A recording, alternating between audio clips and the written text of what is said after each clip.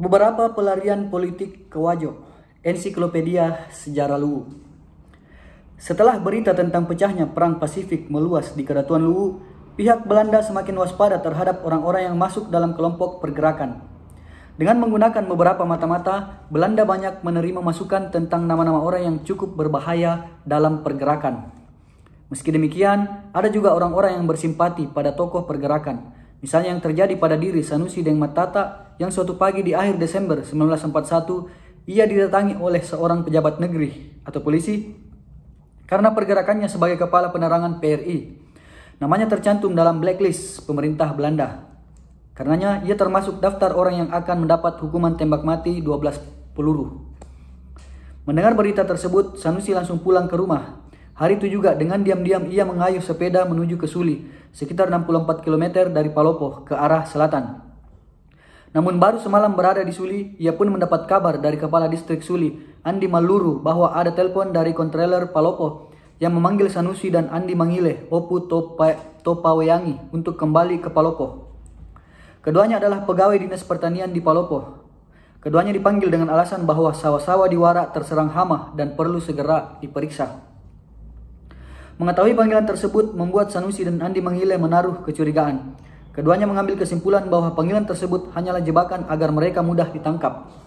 Karena yakin akan dijebak, hari itu juga Sanusi bersama Andi Mangile dan 4 orang keluarganya yakni Haji Tesinyili, Opu Gawena Becce dari Suli, Lonjo Ambe Lampu dari Murante Larompong, Andi Sinilele Petana Samaijo dari Larompong, dan Abdul Latif dari Sopeng bergegas berangkat dengan sepeda menuju Siwa, sebuah daerah perbatasan Luwu dengan Wajo atau Sengkang.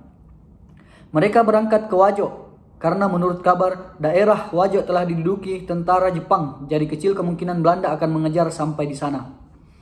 Saat mereka tiba di Siwa, keadaan cukup sepi, jarang orang yang kelihatan bekerja di sawah dan di ladang seperti biasa. Pegawai-pegawai negeri pun hanya duduk-duduk santai dalam kantornya sembari berbicara tentang perkembangan politik yang tidak stabil ketika itu. Usai beristirahat sambil mencermati berbagai berita dalam 2-3 hari selama mereka di Siwa, mereka pun bersepakat untuk kembali meneruskan perjalanan menuju Sengkang. Perjalanan ini mereka lakukan sebab mereka ingin sekali berjumpa dengan bala tentara Jepang yang diharapkan dapat menjadi pembebas rakyat Luwu dari kungkungan penjajah Belanda. Saat tiba di Sengkang, mereka kemudian menghadap Raja Wajo, Andi Mangkona, dan memperkenalkan diri sebagai pelarian politik dari Palopo. 3 hari berada di Sengkang, Sanusi bersama Lonjo Ambe Lampu kemudian berangkat ke Sopeng untuk meninjau keadaan dan menjumpai keluarga. Ketika itu Sopeng belum diduduki Jepang. Setelah kurang lebih 20 hari menunggu di Sengkang, tapi bala tentara Jepang tidak juga kunjung datang, akhirnya mereka kembali ke Siwa dengan menempuh jarak sekitar 90 km.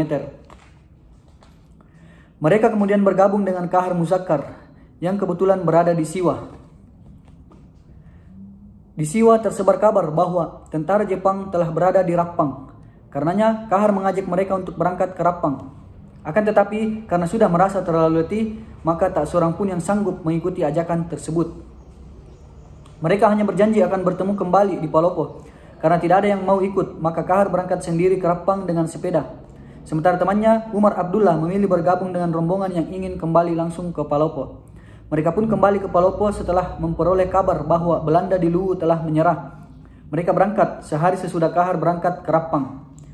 Ketika tiba di Palopo, Sanusi dan Andi Mangile baru mengetahui bahwa mereka telah dipecat dari pekerjaannya dan barang-barangnya akan disita.